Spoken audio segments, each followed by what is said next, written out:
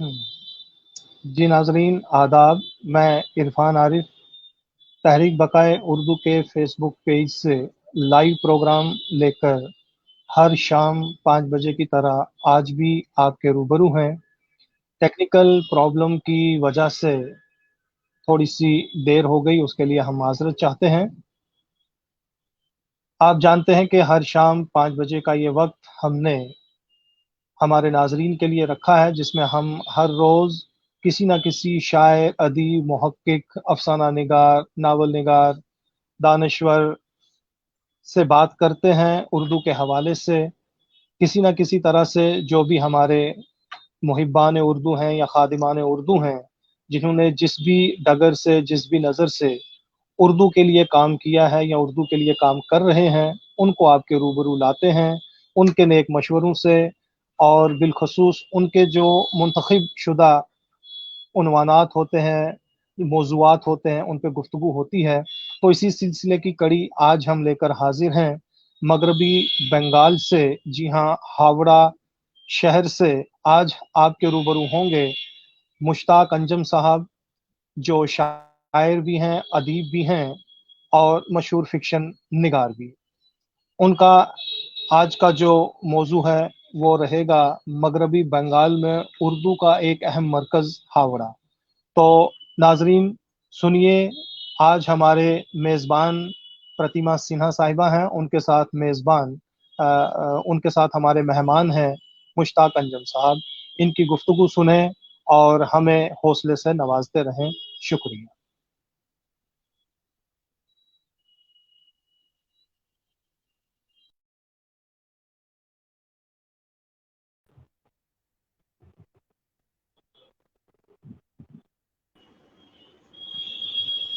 بہت بہت شکریہ آپ سبھی ناظرین کا، اور السلام علیکم۔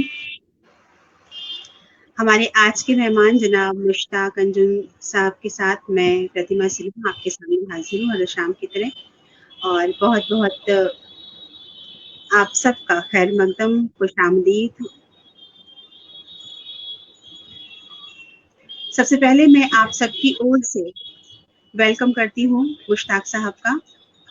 بہت بہت آپ کا اس علمی ادبی پیج پر خیر مقدم ہے۔ شکریہ، بہت شکریہ۔ جی محبت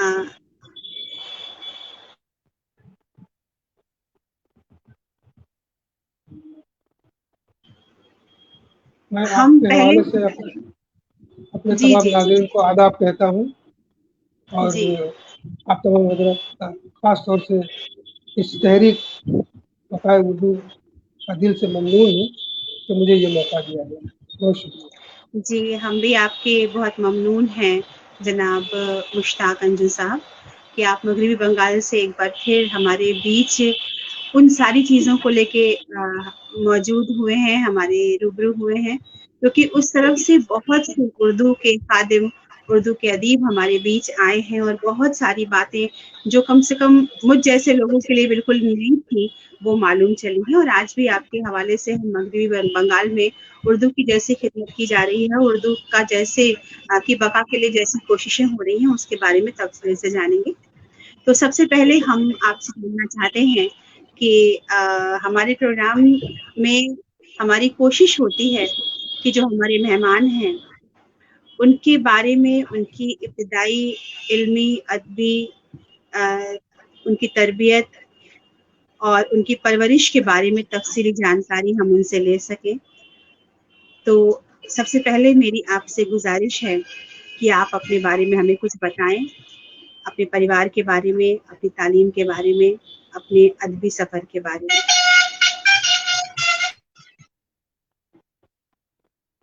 سب سے پہلے ایک بار پھر آپ لوگوں کا شکریہ ادا کرتے ہوئے میں اپنی گفتگو کا آغاز کروں گا۔ یوں تو سمجھ لیں کہ کوئی ایسی بڑی شخصیت میں اپنے آپ کو نہیں سمجھتا ہوں کہ اپنی تفصیلات بیان کروں۔ ہاں، ادب کا ایک طالب علم ہونے کے ناطے جو کچھ بھی ہوا وہ میں آپ کے سامنے رکھنے کی کوشش کروں گا۔ سب سے پہلے تو یہ کہ इस सरजमीन पर अल्लाह ने मुझे भेजा एक बच्चे की शक्ल में, वो था 1955 का अगस्त 31 का दिन। और उसके बाद से मेरी तालीमी मसरूफियात या सरगर्मियाँ जो शुरू हुई, तो आहिस्ता आहिस्ता स्कूल की सीढ़ियाँ चढ़ते हुए फिर कॉलेज और फिर उसके बाद यूनिवर्सिटी। और सिलसिला चूँकि बहुत तवील है, लेकिन मैं तफसील में जाना नहीं चाहता, इसलिए कि और भी बहुत सी बातें आपसे होंगी। और यूँ भी ये अर्ज़ करता चलूँ कि 2007 में मैंने कलकत्ता यूनिवर्सिटी से एक छोटी सी पीएचडी की डिग्री हासिल की। और यहाँ मेरी सरगर्मियाँ जो रही मुलाजमत के सिलसिले में, तो मैं एक यहाँ जो सेक्रेटरीट है, जिसे राइटर्स बिल्डिंग का नाम दिया गया है, उसमें एक मुलाजमत से मैं लगा था और अभी वजीफ़ा याब हूँ। मेरे साथ मसला ये हुआ था कि मैं लिखता था उर्दू में, लेकिन दफ्तर में मुझे लिखना पड़ता था अंग्रेजी में, और दफ्तर में मुझे गुफ्तगू करनी पड़ती थी बांग्ला में। तो इन तीन ज़बानों के संगम कह लीजिए, तो मेरा सिलसिला चलता रहा। और अब उर्दू की जो भी थोड़ी बहुत खिदमत हो सकती है उसमें लगा हूँ। हाँ, ये है कि मुझे बनाने संवारने में जो कुछ मेरे वालिदैन का हाथ था वो तो था ही, मेरे उस्ताद मोहतरम का भी बहुत बड़ा हाथ है। और दुनिया उन्हें, उर्दू दुनिया ख़ास तौर से हज़रत कैसर शमीम के नाम से इज़्ज़त देती है। उनकी सरबराही में मेरा अदबी सफ़र जारी है। और उन्होंने जो एक इदारा कायम किया जिसे कहते हैं कि हावड़ा राइटर्स एसोसिएशन, उस अदारे से वाबस्तगी के बाद मेरी अदबी सरगर्मियों को महमीज मिली और मैं सरगर्म सफ़र कह लीजिए हूँ। उस इदारे की नशिस्तें बाकायदा होती रहती हैं, उसमें उर्दू, हिंदी, बांग्ला तीनों ज़बान के लोग आया करते हैं और अपना अपना कलाम पेश करते हैं। उसमें दिलचस्प बात यह है कि वहाँ शेरी नशिस्त भी होती है, नसरी नशिस्त भी होती है, और कुछ अरसा पहले तनकीदी नशिस्तें भी हुआ करती। तो जो चीज़ें पढ़ी जाती थी उस पर लोगों ने अपनी राय भी देते थे। तो इस तरह से वो सिलसिला जारी था। और अभी नसरी, शेरी इस तरह की नशिस्तें होती हैं, और उससे बड़ी में मदद मिलती है हम लोगों को, कुछ लिखने का, कुछ कहने का, कुछ पढ़ने का हौसला मिलता है, और एक प्लेटफॉर्म भी मिलता है। ये मुख्तसर सी कुछ गुफ्तगू थी तो मैंने आपके सामने रख दी, और ये बकिया ओवर टू यू, और जो दीगर सवालात आप करना चाहें तो हाजिर हूँ।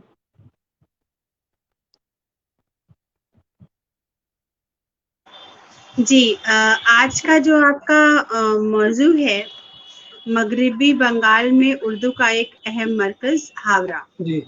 तो मैं इस बारे में, अभी आपने बोला भी कि आप जहाँ पर काम करते करते रहे हैं या जहाँ पे आप रहते रहे, आसपास का जो माहौल है उसमें उर्दू, इंग्लिश और बांग्ला सब मिला हुआ रहा है, और एक तरह से 3 ज़बानें लगातार आपके साथ रही हैं। और अगर देखा जाए तो ये बहुत बड़ी बात होती है, इंसान जितनी ज़्यादा ज़बानें जब बोले और जान सके उसके लिए वो अच्छा है। लेकिन कोई एक ज़बान होती है जिस पर आपका पूरा इख्तियार होता है, जो आपकी अपनी ज़बान होती है, जिसमें हम कहते हैं कि हम बोलते ही नहीं हैं बल्कि सोचते भी हैं, ख्वाब भी देखते हैं, उसको खाते हैं, पीते हैं, ओढ़ते हैं, बिछाते हैं। और इस फेसबुक पेज पर हमारे साथ वही लोग होते हैं जिन्होंने उर्दू को एक तहज़ीब की तरह, ज़िंदगी के एक तरीके और सलीके की तरह अपनाया है। आप उनमें से एक हैं। तो जैसे पहले जब मैं तहरीर बकार उर्दू के इस सिलसिले से नहीं जुड़ी हुई थी, तो मुझे भी नहीं मालूम था कि बंगाल में बिलखुसूस हावड़ा में, कोलकाता में या मगरिबी बंगाल के पूरे अलग-अलग इलाकों में उर्दू की इतनी पकड़ है اردو اتنا بولنے والے اتنے لوگ ہیں، اردو کو پڑھنے والے لوگ ہیں، جہاں پر روندر سنگیت سنا جاتا ہے وہاں پر نعتیہ مشاعرے بھی ہوتے ہیں. تو آپ کا جو یہ موضوع ہے، میں اس سے ہی بات کو آج آگے بڑھانا چاہتی ہوں کہ بنگال میں اردو کا جو ماحول ہے وہ آپ کے جب آپ نے شروعات کی ہوگی پڑھائی کی تب سے لے کے آج تک، اس پر آپ کے نظریے سے کیا بدلاؤ آیا ہے اور کتنا اچھا حال ہے وہاں پہ اردو کا باقی دنیا کے مقابلے؟ تعلیمی سرگرمیاں جب میں طے کر رہا تھا اس زمانے میں بھی اسکول میں جو اردو میڈیم اسکول ہوا کرتے تھے تو میڈیم تو اردو کے ساتھ ساتھ کچھ آپشنل سبجیکٹ بھی ہمیں پڑھائے جاتے تھے. اس میں 8ویں جماعت تک ہندی پڑھ سکتے تھے، بنگلہ پڑھ سکتے تھے، اور کہیں کہیں یہ اس کے بعد الیکٹو میتھمیٹکس کا بھی سلسلہ تھا. تو اردو کے ساتھ ساتھ بنگلہ سے بھی تعلق وہیں سے جڑ گیا، اور چونکہ باہر کا ماحول بنگالی رہا تو کوئی زیادہ دشواری تو ہوئی نہیں. اب دیکھیے آپ کا نام ہی لیجیے تو اس میں جو پرتما ہے، ہم لوگ یہاں پر سال میں ایک بار درگا پوجا جو ہوتی ہے تو درگا کی پرتما لاتے ہیں، اور وہ لفظ پرتما بچپن سے ذہن میں بیٹھا ہوا ہے. تو زبان کچھ بھی ہو، جی بالکل صحیح بات ہے. محسوسات کی بات ہوتی ہے. تو وہ سلسلہ ہے، اور آج بھی میں محسوس کرتا ہوں کہ بنگال میں اور ہاوڑہ اور کلکتہ میں بھی نہیں بلکہ مضافات میں بھی، جیسے آسنسول کا علاقہ اور دیگر علاقے ہیں، تو اردو بولنے والے، اردو پڑھنے والے، اور بلکہ یوں کہہ لیجیے جیسا کہ آپ نے کہا کہ اردو سوچنے والے، محسوس کرنے والے ہر جگہ موجود ہیں اور باقاعدگی سے کام کر رہے ہیں اردو کے سلسلے میں. تو یہ سلسلہ بہت اچھا ہے. یہاں اردو اکیڈمی بھی کام کر رہی ہے. اس سلسلے میں اردو کی تقریبات منعقد ہوتی ہیں. ایک ادارہ بہت بڑا ادارہ ہے مسلم انسٹیٹیوٹ، وہاں سے بھی اردو کے سلسلے میں کام ہو رہا ہے. اردو کی نشستیں، اردو کی تقریبات منعقد ہوا کرتی ہیں.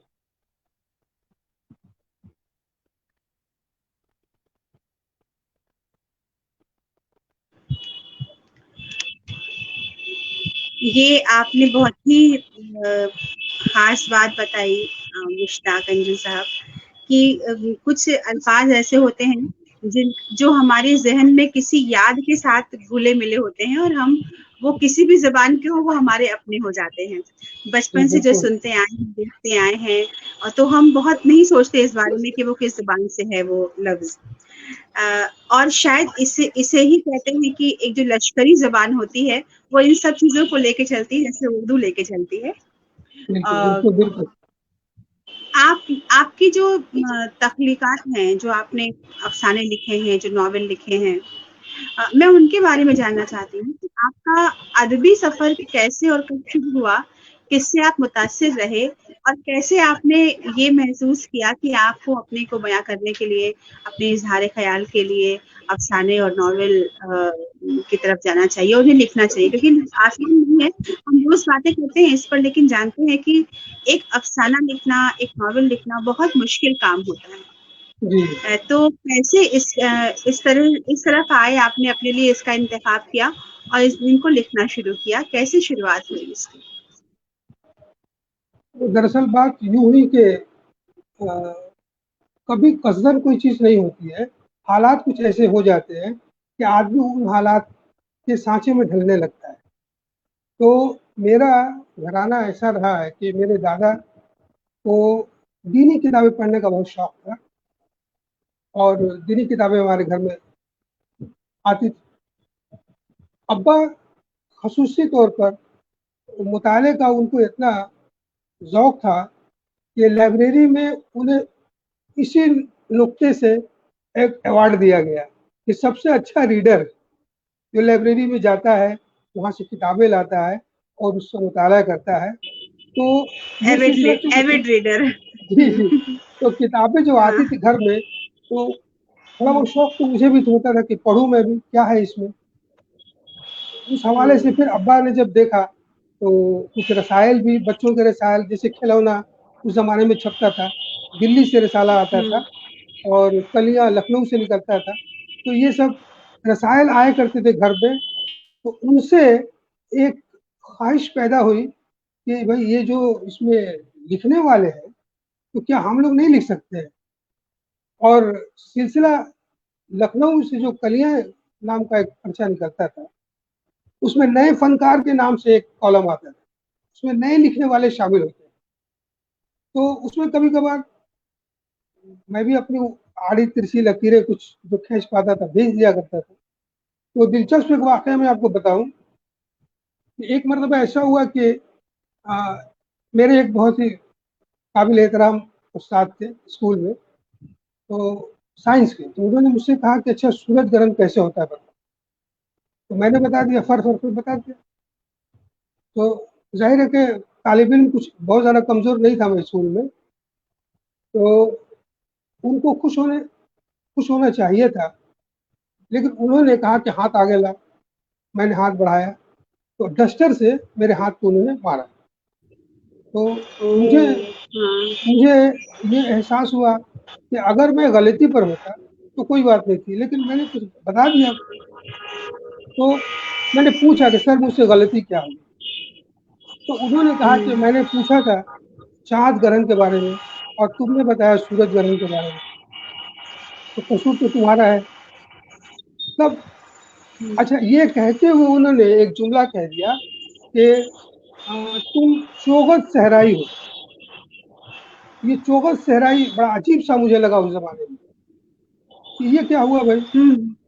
तो बहुत ह्यूमिलिएटिंग बात हो गई। मेरे साथियों ने भी मेरी तरफ मुस्कुरा कर देखा, तो ये बात आई गई, खत्म हो गई। 2-3 महीने के बाद वो कलियां पर्चा जो आया, तो अब मेरे टीचर ने मुझे क्लासरूम में बुलाया और हाँ, अपने टीचर रूम में मुझे बुलाया, कहा कि आइए आइए हुजूर। तो मैं समझ गया कि कुछ बात गड़बड़ जरूर है। तो उन्होंने बताया कि अगर आपको कुछ कहा जाए या कुछ आपके हाथ पर कोई सी जर्ब लगा दी जाए तो आप कहानी लिख देंगे। तो मैंने कहा कि मैंने कब ऐसा कुछ किया। तो उन्होंने बताया कि आपने जो अफसाना लिखा है वो कलियां आया है पर्चा, इसमें चौकस सेराई के नाम से, और मैंने आपको ये चौकस सेराई कहा। तो ये तो कहानी लिखने वाले जो सच्चे कहानीकार होते हैं उनकी तो ये निशानियां होती हैं कि आसपास जो कुछ भी घट रहा है वो उनकी कहानी में आ जाता है। हाँ, तो अब ये ऐसा मामला हुआ कि अब उस जमाने से टीचर ने मुझे डांटना भी बहुत कम कर दिया और फिर मैंने देखा कि नहीं, कुछ लिखना चाहिए। तो लिखने का सिलसिला जारी रहा और इस किस्म के बहुत से वाकयात हैं, यहाँ तो ये मौका नहीं बहुत है। दिलचस्प बात बताई आपने मुश्ताक सर की। और इससे हालांकि ये बात हमने हंस के निकाली जरूर, लेकिन इसके जो तह में बात है वो ये है कि जो भी बात हमारे दिल को लग जाए, जो कहीं ना कहीं हमें चोट दे जाए या हमें कहीं खुश कर जाए या कहीं कुछ सोचने पे मजबूर कर जाए, अगर तख्लीकार होता है तो वो कहीं ना कहीं अपनी तकलीफ में, अपनी कहानी में, अपनी शायरी में उसको डालता है। जी तो जी और यही उसकी निशानी होती है, शायद यही उसका तरीका होता है, गुस्सा जाहिर करने का यही तरीका होता है, प्यार जाहिर करने का, कि वो सब कुछ लिख डालता है, उससे कुछ बचता नहीं है। तो हाँ। इसके आपने जो ये बहुत नाजुक उम्र की एक बात हमसे साझा की, इसके आगे मैं आपसे एक बात पूछना चाहती हूँ कि इसके बाद जो कहानियां आपने संजीदगी से लिखनी शुरू की, ये समझ कर कि अब आपको कहानियां लिखनी है, अफसाने लिखने हैं, किस तरह से अपनी कहानियों का मौजू आप ढूंढते रहे हैं, किन किन चीजों पे आपने कहानियां लिखनी है ये तय किया है और कैसे तय किया है, और कुछ खास सब्जेक्ट ऐसे जिस पर आपने लिखा हो तो आपको बहुत तस्कीन हुई हो, बहुत मुतमईन हुए हो आपकी आपने कुछ अच्छा लिखा, आपने वो लिखा जो आपका दिल कह रहा था लिखने के लिए, ये हम चाहेंगे हम साझा करें आप। हाँ हाँ, जी बिल्कुल बिल्कुल सही बात है। वो मामला कुछ ऐसा है कि मेरे साथ अक्सर ही ऐसा कुछ होता रहता है। वो स्कूल लाइफ की एक छोटी सी बात याद आ गई, मैं उससे शेयर करता चलूँ।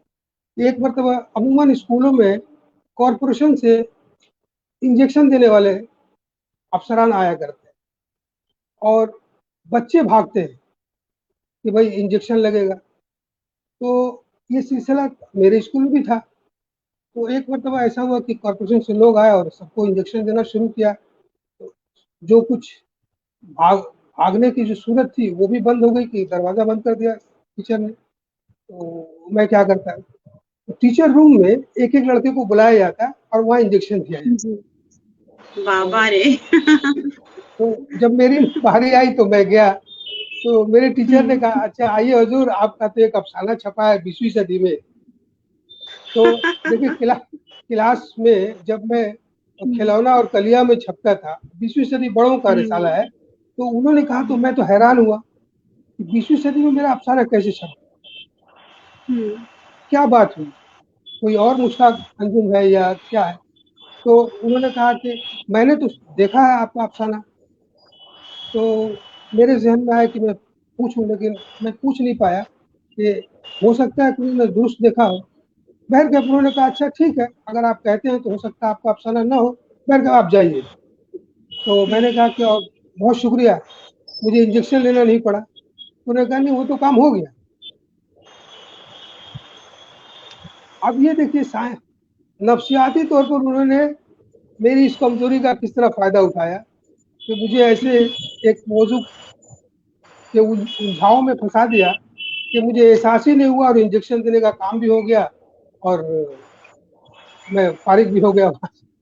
तो ये सब बातें हुई। बहरकैफ मैंने आप बीच में एक बतौर तज़किरा एक बात आ गई। मैंने लिखना बाकायदगी से शुरू किया 80 से।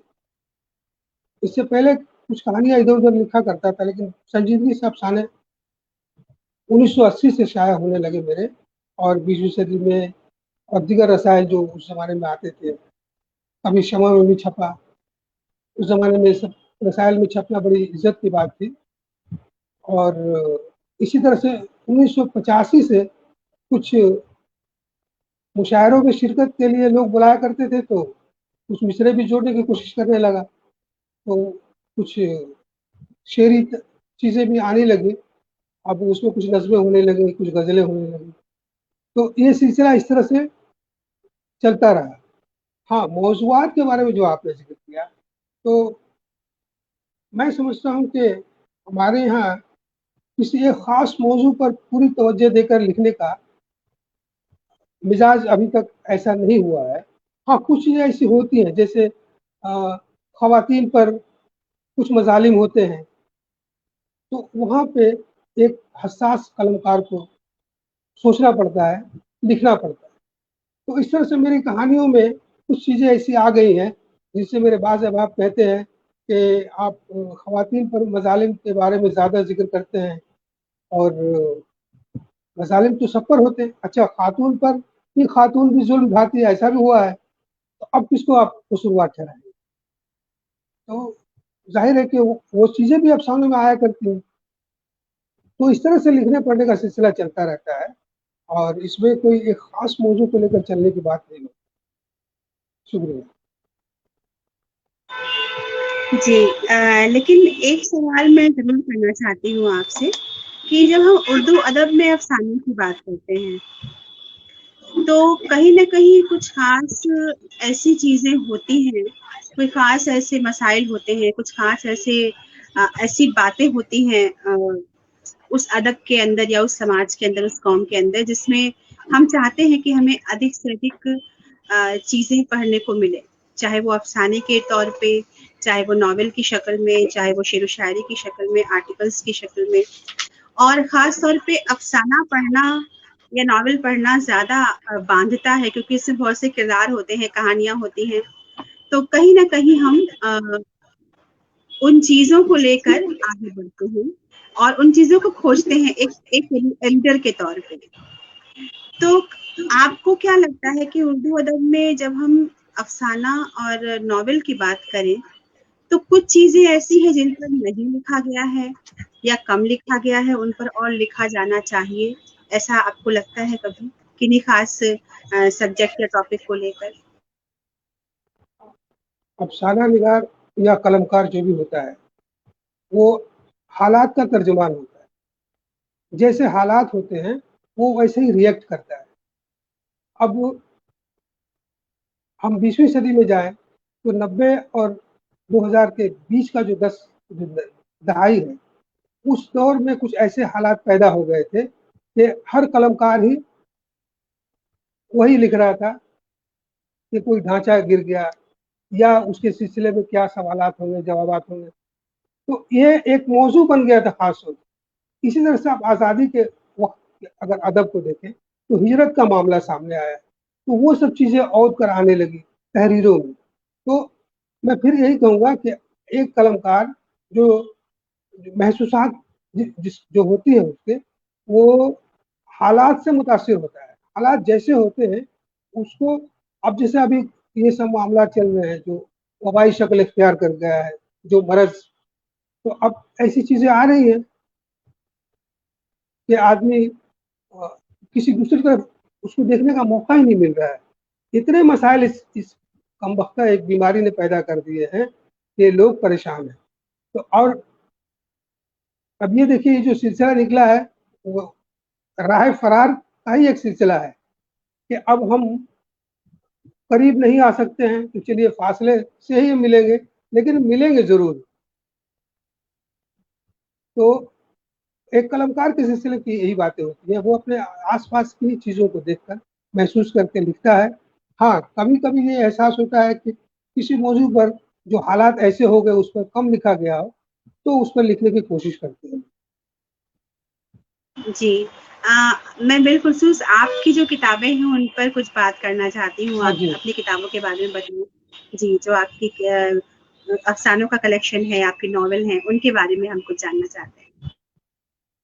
मेरे अफसाने की तो कई किताबें आ गई और एक किताब हिंदी में भी आ गई, अंधी खिड़की के नाम से। तो जब जब कहीं से कोई तहरीक मिलती है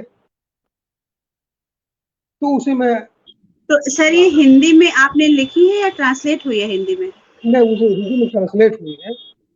अच्छा, मेरे जी कुछ जी जी। अफसाने हैं, उनको मेरे एक बुजुर्गवार थे हिंदी के, अब वो नहीं रहे, अच्छा, तो उन्होंने जी उसको हिंदी लिपि में मुंतकिल किया था अंधी ओके खिड़की जी के नाम से। तो जी उसमें भी अब कुछ ऐसे भी हालात थे जब लोग लिखने पर आए तो ऐसे अफसाने लिखने लगे जिनका समझना बहुत मुश्किल था, जिसे हम कहते हैं कि अलामती अफसाने, तजरीदी अफसाने। तो जाहिर है कि उस रंग में भी रंगना पड़ा। तो मेरे कुछ अफसाने ऐसे भी हो सकते हैं, लेकिन मैंने ये हमेशा कोशिश की कि अफसाने ऐसे हों जो उलझाव तो हो लेकिन उसको आदमी आसानी से समझ ले, कम से कम एक या दो तरफ में समझ ले, ताकि वो चीज़ पहुंच जाए जो मैं पहुंचाना चाहता हूँ, चाहे जिस मौजू पर भी।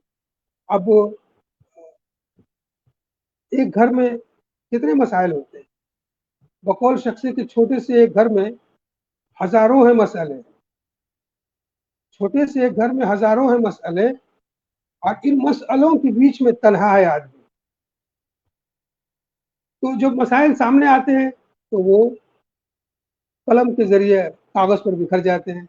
और मेरी कहानियां कुछ ऐसी हैं जिनमें मैंने ये कोशिश की है और वो हो जाती है कोशिश, जो कसदन नहीं बल्कि हो जाती है कि कभी मैं किसी पर किसी तरह का कोई अगर जुल्म देखा मैंने या कोई ऐसी बात हो गई जिसे सफ़ेद किरतास पर लाना ज़रूरी है, तो वो चीज़ खुद ब खुद हो जाती है। मैं कोशिश नहीं करता हूँ, बल्कि ये समझ लीजिए कि इसमें मेरा कोई दखल नहीं है।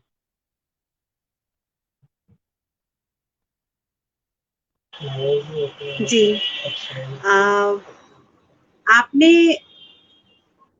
शायरी भी की है, गजलें भी लिखी है, कलाम भी लिखे हैं जी बिल्कुल, कोशिश और की है।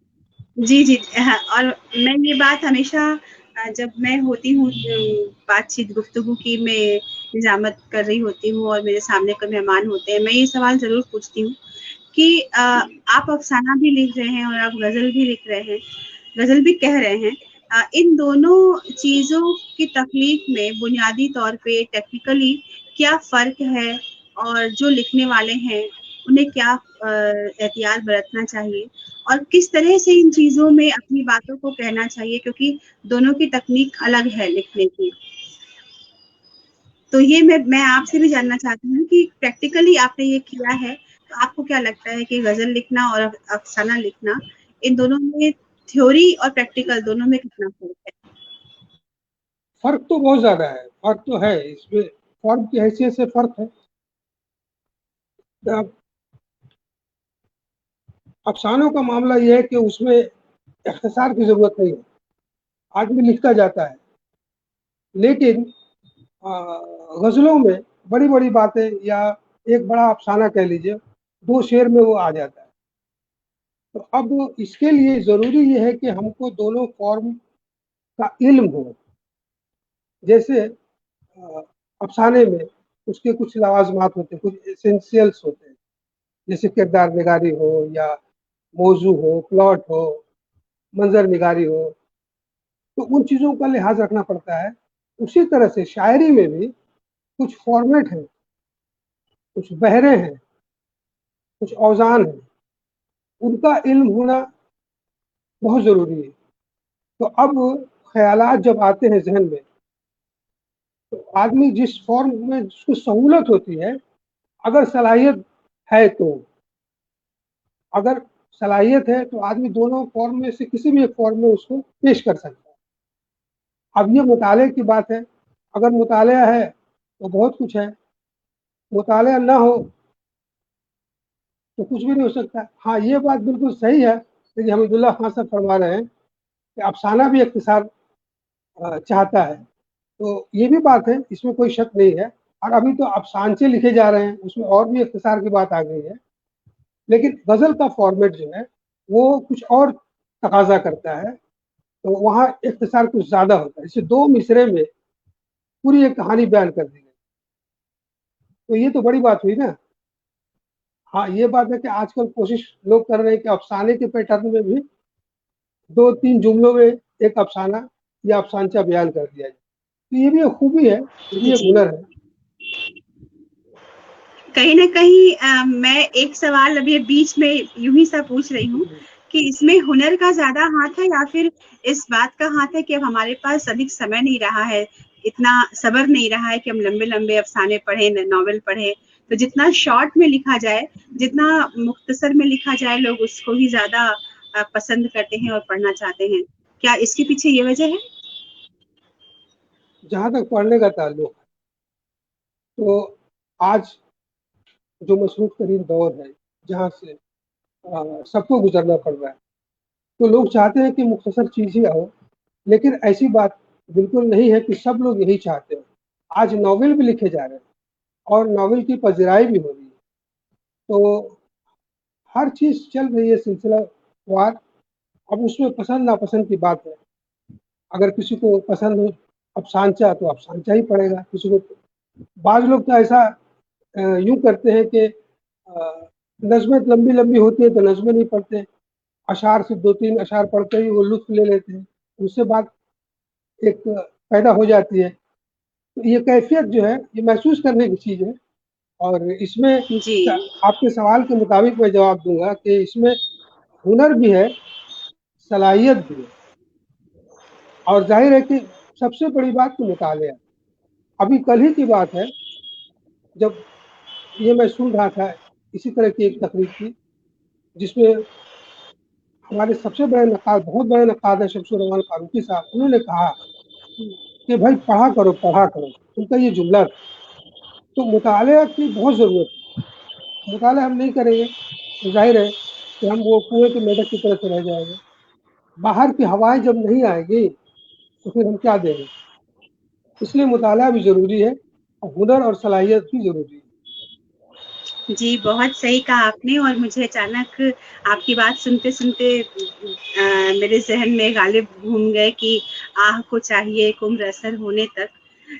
जाहिर है कि सब्र बहुत ज़रूरी है, کسی بھی چیز کو سمجھنے کے لیے. اور کئی بار یوں ہی ہوا ہے کہ ہم نے کوئی بہت اچھی چیز پڑھی ہے، چاہے وہ شاعری ہے، کوئی نظم ہے، کوئی افسانہ ہے، کوئی ناول ہے، اور ایک بار میں وہ ہمیں سمجھ میں نہیں آیا، کیونکہ شاید ہم اس معیار تک پہنچ ہی نہیں پائے جس معیار سے وہ لکھا گیا تھا. ہم نے اس کو دوبارہ پڑھا، تیسری بار پڑھا، چوتھی بار پڑھا، تب جا کر لگا کہ اوہ یہ بات ہے. تو ظاہر ہے کہ بنا صبر کے، جتنا صبر لکھنے والے لکھتے وقت ایک ادیب کو چاہیے، شاعر کو چاہیے، اس سے کہیں زیادہ صبر پڑھتے وقت ایک قاری کو چاہیے، تاکہ وہ چیزوں کو اچھے سے سمجھ سکے. اور مشتاق انجم سر، میں آپ کو اس سے پہلے کہ آگے ہم لوگ بات کریں، میں ان سارے لوگوں کا سلام پہنچا دوں آپ تک جو ابھی آپ کو سن رہے ہیں اور آپ کے لیے بہت خوبصورت الفاظ بھیج رہے ہیں. جناب عالم بنارسی صاحب، جناب شوکت بٹ صاحب، جناب اشک چودھری صاحب، جناب جاوید انور صاحب، جناب محمد اقبال صاحب، تیاق اردو رائٹرز کی اور سے آپ کو سلام کہا گیا ہے. جناب فیاض خان صاحب، جناب ڈار آصف صاحب، جناب نصرت علی خان قاضی صاحب، جناب حسن امام صدیقی صاحب، جناب قمر جاوید اقبال صاحب، جناب ڈاکٹر مشتاق احمد وانی صاحب بھی سن رہے ہیں آپ کو، جناب ارشد شرفی صاحب، جناب محمد شہاب الدین ویشلوی، کچھ غلطی ہو تو معذرت چاہوں گی. جناب فہیم اختر صاحب سن رہے ہیں ہمیں لندن سے، بہت بہت آپ کا خیر مقدم ہے جی. جناب محمد عمر فاروق صاحب سن رہے ہیں، جناب جاوید مجیدی صاحب ہمیں سن رہے ہیں. آپ کے ساتھ ہی محترمہ شہناز رحمت ہمیں سن رہی ہیں، اور جناب حمید اللہ خان صاحب ہمیں سن رہے ہیں، جناب محمد واجد صاحب، جناب طاہر حسین ڈار صاحب، جناب محترمہ سیمہ نفیس صاحبہ. یہ سارے لوگ آپ کو سن رہے ہیں اور آپ کی لگاتار گفتگو پر اپنے اچھے الفاظ آپ تک بھیج رہے ہیں، آپ کی تعریف کر رہے ہیں. بیچ میں کچھ سوالات بھی آپ تک پہنچے. ایک چیز پوچھی جا رہی ہے ناظرین کی اور سے آپ سے کہ تجریدی اور علامتی افسانوں میں بنیادی فرق کیا ہے؟ یہ فرق مجھ کو بھی نہیں معلوم ہے، میں چاہتی ہوں کہ آپ بتائیں تجریدی اور علامتی افسانوں میں فرق بنیادی کیا ہوتا ہے؟ یہ بہت اچھا سوال ہے، اور سوال کا جواب دینے سے پہلے میں ان تمام احباب کا، تمام بزرگوں کا، تمام خواتین کا میں تہ دل سے شکریہ ادا کرتا ہوں جنہوں نے جڑنے کی کوشش کی ہے اور مجھے سن رہے ہیں. اس میں اقبال صاحب ہیں، فہیم صاحب ہیں اور دیگر حمید اللہ صاحب. میں تمام احباب کا شکریہ ادا کرتا ہوں. اور رہا آپ کا سوال، تو کچھ سوالات ایسے ہوتے ہیں خصوصاً یہ تجریدی، علامتی، یا پھر کہہ لیجیے کہ مابعد جدیدیت اور جدیدیت وغیرہ وغیرہ، تو اس کا جواب، ان سوالوں کا جواب 2-4 جملوں میں دینا ذرا مشکل ہوتا ہے. ہاں یہ ہے کہ اختصار سے کام لیا جائے تو تھوڑی سی بات کم سے کم سمجھ میں آ جائے. تجریدی افسانے عموماً ایسے ہوتے ہیں کہ آدمی کو سمجھنے میں بہت وقت لگتا ہے، اس لیے کہ سلسلہ وہاں منقطع ہوتا ہے. جیسے اب روایتی افسانہ ہے، وہ میرے گھر آئے، میں نے انہیں بیٹھنے کو کہا، ان سے خیریت پوچھی، انہیں چائے پیش کی، وغیرہ وغیرہ. یہ سلسلہ وار جو چیزیں چلتی ہیں نا، یہ روایتی افسانوں میں ہوتا ہے.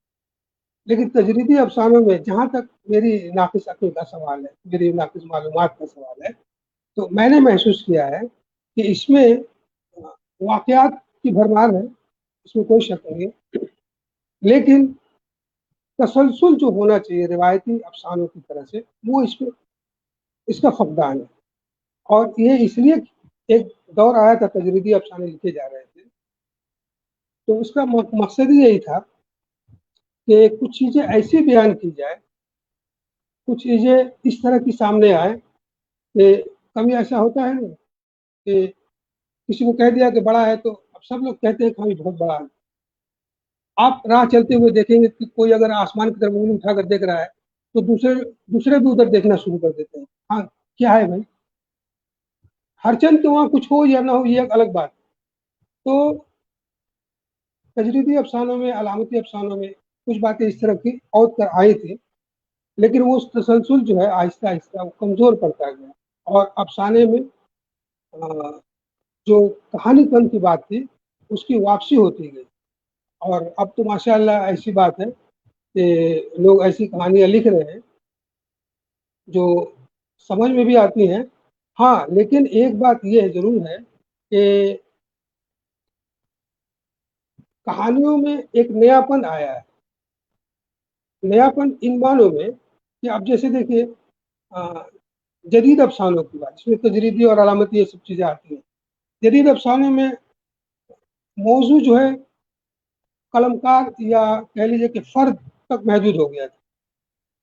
एक फ़र्द ज़ाती कर्ब क्या है, इंसान अपने आप को बयान करता है, अपनी परेशानियों का जिक्र करता है, और यहाँ तक कह दिया गया कोई समझे या ना समझे मैं अपनी बात कहूँगा, ये इसकी इंतहा हो गई। लेकिन फिर बाद में महसूस किया गया कि नहीं, अब ज़ातियात से बाहर निकल के अफराद की बात होने लगी, माशरे की बात होने लगी। माशरा से बढ़ता बढ़ता अभी ग्लोबलाइजेशन वाली कैफियत हो गई है, और इसमें ये आलम है कि अब माबाद जदीदियत की सूरत पैदा हो गई है। तो यहाँ चीज़ें जो है कुछ समझ में भी आती हैं और उसमें नयापन है।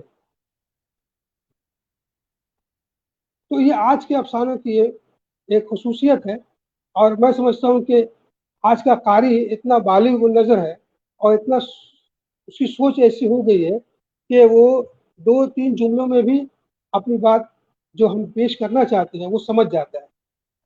तो ये एक नयापन है आज की कहानियों का। जी,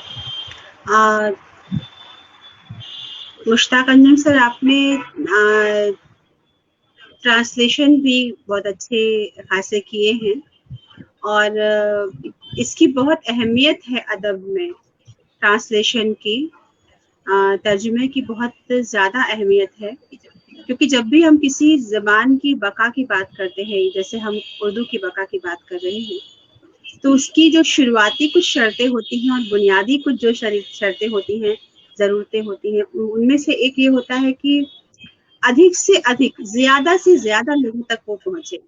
जितने मैक्सिमम नंबर्स ऑफ रीडर्स उसको मिलेंगे, उतना उसका उसकी तशहीर होगी, उतना लोग उसके बारे में जानेंगे। और शायद इसीलिए इंग्लिश लिटरेचर इतना छाया हुआ है पूरी दुनिया में, क्योंकि वो लोगों तक पहुंचता रहा है हमेशा, और ट्रांसलेशन भी बहुत सारे हुए हैं उसके। आपसे मैं ट्रांसलेशन पर 2-3 चीजें पूछना चाहती हूँ। पहला तो ये कि आपके हिसाब से, आपकी राय में ट्रांसलेशन का कितनी अहमियत है किसी भी अदब की बका में, और बिलखुसूस उर्दू में ट्रांसलेशन की कितनी अहमियत है, क्या अहमियत है? ट्रांसलेशन की अहमियत हर दौर में लोगों ने कबूल की है। ट्रांसलेशन तो ज़रूरी भी है, जैसा कि आपने कहा कि अपनी बात को दूसरी ज़बान के लोगों तक पहुंचाने का एक ज़रिया है। हाँ, ये है कि ट्रांसलेशन के सिलसिले में 2-3 बातें ऐसी हैं। बाज़ लोगों का यह ख्याल है कि लफ्ज़ी तर्जुमा होना चाहिए, यानी वर्ड टू वर्ड। तो वो एक सिलसिला हुआ। लफ्ज़ी तर्जुमा मतलब वर्ड टू वर्ड ट्रांसलेशन। जी, यानी जैसा वहाँ अल्फाज इस्तेमाल किए गए वैसे ही यहाँ भी होना चाहिए, मतलब माने वही माने वो पेश कर दी। और अच्छा, जी। और कुछ लोगों का ये ख्याल है कि नहीं, तर्जुमा ऐसा हो कि वो वर्ड टू वर्ड सिर्फ ना हो, बल्कि उसमें ऐसा लगे कि वो बिल्कुल नई चीज़ हो गई। बाज़ लोग तारीफ करते हैं इस तरह से भी कि ये तर्जुमा आपने किया है, ये तो बिल्कुल ओरिजिनल लगता है। तो ओरिजिनल लगना भी बाज़ लोगों के मिजाज में आता है कि बहुत अच्छा है, लेकिन एक ख़ास तबका ऐसा है जो कहता है कि नहीं, तर्जुमा जी, मैं भी यही जानना चाहूंगी कि अगर तर्जुमा ओरिजिनल लगेगा तो تو جی جو اوریجنل تخلیق ہے، جو اوریجنل رائٹر ہے، اس کے ساتھ تو ناانصافی ہو جائے گی پھر یہ. جی میں اسی طرف آ رہا ہوں. اس لیے خاص طور سے میرا ذہن اس بات کو قبول کرتا ہے کہ کسی زبان سے جب کوئی کہانی، کوئی افسانہ جب دوسری زبان میں جائے تو مفہوم بھی ادا ہو جائے اور ساتھ ہی ساتھ اس زبان کی تہذیب، اس زبان کی کچھ خوشبو اس زبان میں آئے، تاکہ یہ اندازہ ہو کہ یہ کسی اور زبان سے چیز آئی ہے. ہاں جہاں تک ہو سکے. اب میں اگر وقت ہو تو میں ایک مثال پیش کرتا چلوں. ایک مرتبہ جی بے ایسا، شک، وقت ہے سر، بہت وقت جی ہے. جی ایک مرتبہ بنگلہ کا ایک ڈرامہ ربندر ناتھ ٹیگور کا ترجمہ کرنے کے لیے دیا گیا تھا. تو اس میں ایک دلچسپ سین تھا. وہ یوں تھا کہ بادشاہ کا بیٹا یعنی شہزادہ اپنے اتالق اپنے ٹیچر سے بچپن سے ہی کچھ نہ کچھ سیکھتا آ رہا ہے. جب وہ بڑا ہوا ہے تو وہ کہتا ہے اپنے ٹیچر سے کہ اب آپ مجھے نام لے کر مت بلائے گی. وہ نام لے کے پکار کرتے تھے کہ اے ادھر آؤ ادھر آؤ. اب جیسے اس کا نام ہو جمال، جمال ادھر آؤ. تو اب یہ اس کو خراب لگتا ہے اس لیے کہ بڑا ہو گیا ہے. یہ ربندر ناتھ ٹیگور کی کہانی، اس کا عنوان ہے مکٹ. تو اب ربندر ناتھ ٹیگور نے یہاں ایک جملہ استعمال کیا ہے. وہ شہزادی کی زبان سے وہ جملہ ادا ہو رہا ہے. وہ بنگلہ میں ہے، میں بول رہا ہوں. وہ کہتے ہیں کہ আমাকে নাম ধরে ডাকবেন না. ٹھیک ہے، আমাকে নাম ধরে ডাকবেন না, ڈاک بینا. ہاں، নাম ধরে ডাকবেন না. ٹھیک ہے. نام ڈھونڈ ڈاک بینا. ہاں، اب نام ٹیچر، لے کے نہ بلائے. ہاں جی اب ہاں ٹیچر کہہ رہے ہیں کہ ہاں নাম ধরে না ডাকলে কান ধরে ডাকবো. نام لے کے نہ ہاں پکارے تو پھر کان پکڑ کے پکارے. تو یہ دیکھیے ہاں بنگلہ میں لفظ دھورو یعنی پکڑ کے بھی معنی ہوتا ہے اور لے کر بھی معنی ہوتے ہیں. اور یہ ایک فونیٹک خوبصورتی ہے کہ ربندر ناتھ ٹیگور نے اس کا استعمال کیا ہے کہ نام دھورے ڈاکبن نا. تو وہ کہہ رہے کہ نام دھورے نہ ڈاکلے کان دھورے ڈاکبو. اب اس کا ترجمہ آپ کیسے کیجیے گا اردو میں؟ اردو میں تو نام لے کے پکاریے یا کان لے کے پکاریے تو ہوگا نہیں. کان پکڑ کے پکاریے، ہاں نام پکڑ کے پکاریے، یہ بھی نہیں ہوگا. تو اب اس کے لیے کیا کوشش ہاں کرنی چاہیے؟ بالکل. وہاں اب یہ دیکھنا پڑتا ہے کہ وہ خوبصورتی جو زبان کی خوبصورتی وہاں پہ ہے وہ کہاں تک آپ لا سکتے ہیں. اگر مفہوم کی ادائیگی ہو جاتی ہے تو بہت حد تک کام چل جاتا ہے. لیکن جہاں تک کوشش کرنی چاہیے ایک مترجم کو، ورنہ وہی ہوتا ہے کہ جب آم کا ٹوکرا الہ آباد سے جب دلی پہنچتا ہے تو 50 ٹوکرے اگر پہنچتے ہیں تو اس میں سے 1-2 ٹوکرا ایسا ہوتا ہے جو آم نرم ہو جاتا ہے. وہ 50 ٹوکرے پہنچ گئے لیکن اس میں 1-8 ٹوکرا ایسا ہوگا جو نرم ہو گیا ہوگا. تو آم تو پہنچ گئے لیکن کیا تمام آم پہنچے؟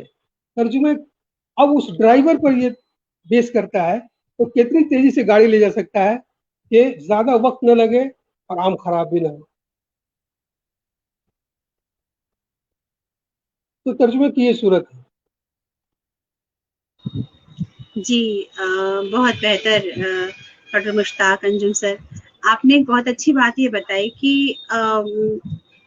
جو لفظ کا جو ترجمہ ہے وہ ایک مترجم کو یہ بات دھیان میں رکھنی چاہیے کہ اس کلچر سے جہاں سے ادب ہم لے رہے ہیں وہ بنا رہے، اور لکھنے والا جو لکھ رہا تھا جو اس کا اپنا نظریہ تھا، جو اس کا اپنا طریقہ تھا، وہ بھی برقرار رہے. تو اب میں آپ سے جاننا چاہتی ہوں کہ آپ نے کن کن چیزوں کا ٹرانسلیشن کیا ہے اور بالخصوص اردو میں آپ کن کن چیزوں کو لے کے آئے ہیں؟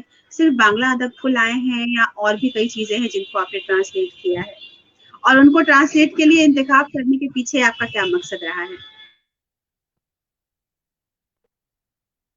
ترجمے کا کام عموماً یوں سمجھ لی کہ بنگلہ سے کوئی کہانی پسند آ گئی. بنگلہ کے بہت سے رائٹر ایسے ہیں جو اچھا لکھتے ہیں، مختصر لکھتے ہیں. ایک کہانی 3-4 صفحات پر مشتمل ہے لیکن وہ کہانی آپ کو کچھ دے جاتی ہے. تو اگر پڑھتے وقت वो कहानी अच्छी लगी, तो दिल में ख्वाहिश होती है कि अच्छा इसको और भी मेरे अहबाब हैं जो बंगला नहीं जानते हैं, वो कम से कम इसको उर्दू में पढ़ ले तो वो भी महसूस करेंगे, उनको भी खुशी होगी। एक तो सिलसिला ये है। दूसरा सिलसिला ये है कि कुछ प्रोजेक्ट वर्क आते हैं, उन्हें करना पड़ता है। जैसे कि कोई नॉवेल आया, तो बांग्लादेश से 2 नॉवेल आए मेरे पास, उन्हें उर्दू में तर्जुमा करना था, जो जिसका कि जिक्र उसमें मेरे तफसीलात में होंगे। 3 बीघा जमीन और तुमी सौंदर मेघमाला। इसी तरह से यहाँ मगरबी बंगाल उर्दू एकेडमी ने एक किताब मुझे दी थी तर्जुमे के लिए, राजा राम मोहन राय की सवाने उम्र, बंगला से। तो वो एक प्रोजेक्ट वर्क था, वो मुझे करना पड़ा। तो इसी तरह से चीज़ें आती हैं।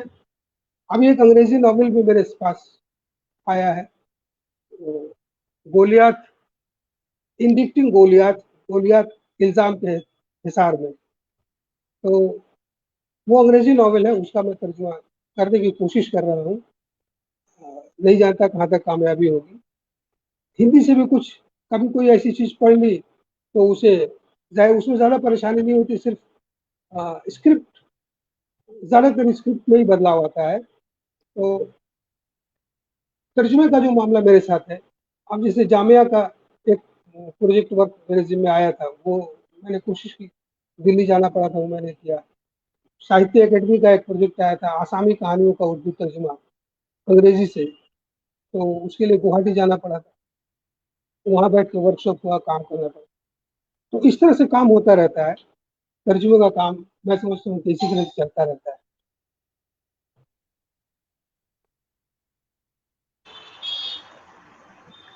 आपने एक मुतरजिम की हैसियत से किन चीजों को चैलेंज की तरह देखा है तर्जुमे के काम में? आपके हिसाब से क्या मुश्किलात होती हैं जो तर्जुमा करते वक्त, ट्रांसलेशन करते वक्त पेश आ सकती हैं या आती हैं? अब फिर मुझे एक छोटा सा वाक़या बयान करना होगा। बंगला से या किसी और भी ज़ुबान से मेरी ये कोशिश रहती है कि तर्जुमा करते वक्त ज़बान की खूबसूरती जहाँ तक हो सके उसे दूसरी ज़बान में मुंतकिल किया जाए, जहाँ तक मुमकिन हो सके। अब एक कहानी का सीन कुछ यूँ था कि एक लड़का लड़की को बताता है कि पिस्तौल कैसे चलाते हैं। देखिए कितनी दिलचस्प बात है। तो लड़की पिस्तौल चलाने की ख्वाहिशमंद नहीं है, लेकिन लड़का चाहता है कि वो सीख ले, तो उसको सिखाता है। तो बंगला में कहता है उसको कि यही पे धरो और छोड़े खड़े, छोड़ो, छोड़ो मैंने चलाओ। तो लड़की कहती है कि छुड़बो मैं चलाऊं, छुड़बो चलाऊं। तो बंगला से जो वाकिफ है वो लोग समझ रहे होंगे, आपको हो सकता है दुश्वारी हो रही होगी। तो लड़का कह रहा है कि छुड़ो, तो लड़की भी बोल रही कि छुड़बो, तो उसने कहा छुड़ो। अब देखिए वो क्या करती है। एक तालाब के किनारे ये वाकया हो रहा था, उसने उस पिस्तौल को पानी में फेंक दिया। पानी में फेंक दिया तो ये तो बहुत नाराज हुआ वो लड़का कि इतना कीमती पिस्तौल तुमने फेंक दिया। अब बंगला में वो यूं है कि उसने कहा छोड़ो, तो इसने पूछा कि छोड़बो, तो उसने लड़के ने जवाब दिया हाँ छोड़ो। तो लड़की बोलती है कि तुम ही बोल रहे छोड़ो, कहीं छोड़े फेले दिलाम। बंगला में होता है छोड़े फेले दिलाम। तो अब इसको उर्दू में कैसे लाइएगा, ये तो बंगला का हुआ। तो मेरी जो कोशिश रहती है वही मैं अर्ज करने जा रहा था कि अब देखिए जबान की सन्नाई जिसको कहते हैं, ये खूबसूरती कोशिश करनी चाहिए कि जहाँ तक हो सके आ जाए। उसमें यूं हुआ कि अब उर्दू में मैं कह रहा हूँ कि लड़की ने पूछा कि चलाऊं, लड़के ने कहा चला। लड़की बोलती है चलाऊं, लड़के ने कहा चला। तब लड़की बोलती है कि ठीक है, मैंने उसे चला दिया और वो चल के पानी में चला गया। तो ये चलाऊं और चला गया बहुत हद तक चीज जो मिल जाती है, इसके अलावा और कोई रास्ता नहीं। इसलिए कि बंगला में छुड़ो के माने हुआ चलाओ और छुड़ो के माने फेंक भी दो।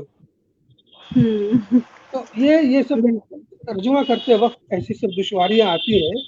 इसमें वही जहाँ तक मुतरजिम जो है, ट्रांसलेटर जो है, उसकी ये कोशिश रहती है कि जहाँ से ज़्यादा से ज़्यादा हो सके खूब से जी, खूब करके कोशिश, और उसमें कहीं बिल्कुल, कामयाबी होती है, कहीं बिल्कुल। कामयाबी नहीं भी होती और है। और बहुत ज़रूरी ये भी है कि जो मुतरजिम है वो दोनों ज़ुबानों का न सिर्फ जानकार है, बल्कि उन दोनों ज़ुबानों की रूह तक भी पहुँचना जानता है। जैसे आपने कहा कि बांग्ला में अगर एक ही शब्द का कई अर्थ है, एक ही लफ्ज़ के कई मानी हैं, तो जी उस जी मानी से ही दूसरे लफ्ज़ उर्दू में कैसे लिए जाएँगे, या उस एक लफ्ज़ के लिए उर्दू में और क्या-क्या खोजा जा सकता है। इतनी पकड़ जब तक नहीं होगी, शायद ट्रांसलेशन का काम पूरा नहीं होगा। और सही ट्रांसलेशन जब तरीके तक से। सही ना हो, जी जी बिल्कुल, जी और ट्रांसलेशन अगर सही नहीं होगा तो उर्दू अदब या किसी भी ज़ुबान में अदब की बका की जगह उसका गलत असर हो सकता है, गलत मैसेज जा सकता है, गलत जी चीज़ें जा जी जी सकती हैं। और ट्रांसलेटर पर बहुत बड़ी ज़िम्मेदारी होती है। बहुत बड़ी दो जिम्मेदारी चीज़ों होती है। के 2 चीज़ों के बीच में एक पुल बनना होता है, उसे 2 अदब, 2 ज़बान के बीच में उसे सही तरीके से पहुँचाना होता है वो मैसेज, वो बात। और बेशक बाइलैंग्युअल होना बहुत फ़ायदेमंद होता है, लेकिन आधा-आधा नहीं, पूरा-पूरा होना चाहिए। जैसे जी कि जी आप जी हैं, जैसे कि हम ये उम्मीद कर सकते हैं कि अगर आप बांग्ला, आपने इतनी अच्छी बांग्ला बोली, तो मुझे लगता है कि जो कोलकाता में रहता है वो तो वैसे ब्लेस्ड होता है, उसको बांग्ला वैसे ही आ जाती है, जो मगरबी बंगाल में रहता है। और आपकी बांग्ला भी सुन के लगा कि आप उस ज़ुबान पर कितनी पकड़ रखते हैं अपनी। तो सर एक चीज़ मैं फिर से आपसे पूछूँगी कि जो हम लोगों का आज का मौज़ू था कि उर्दू का एक अहम मरकज़ हावड़ा, जी जी तो ये कैसे है, इस बारे में थोड़ा हमको बताएँ कि उर्दू का अहम मरकज़ वो कैसे है और क्या-क्या ख़ास चीज़ें वहाँ पे हुई हैं उर्दू की बका के लिए, उर्दू को आगे लाने के लिए? हाँ, ये तो मौजू भी रहा है मेरा। उर्दू हावड़ा के सिलसिले में अब तारीखी पस मंज़र में अगर जाएँ तो यूँ कह सकते हैं कि हावड़ा जो है वो बांग्ला का ही एक लफ्ज़ है, और वो लफ्ज़ जो है हावर से निकला है। हावर एक लफ्ज़ है जिसके माने होते हैं कि कीचड़ आलूद ज़मीन, कीचड़ वाली ज़मीन। तो ये, अच्छा, ये मैं बताना चाहूँ कि हावड़ा जो है इसकी तारीख 500 साल पुरानी है, जबकि कलकत्ते की तारीख 300 साल पुरानी है। तो यहाँ पुर्तगीज़ आए, अंग्रेज़ आए, यहाँ बैतूर नामी एक जगह है, वहाँ बाज़ार लगता था। तो वहाँ उन लोगों ने अपना ठिकाना कायम किया, और इस तरह से आहिस्ता-आहिस्ता यहाँ आबादी भी बढ़ने लगी। और बैतूर के साथ-साथ घुसड़ी भी एक जगह है यहाँ, बहुत मशहूर जगह है। तो इस तरह से आबादी फैलती गई, और दरिया के किनारे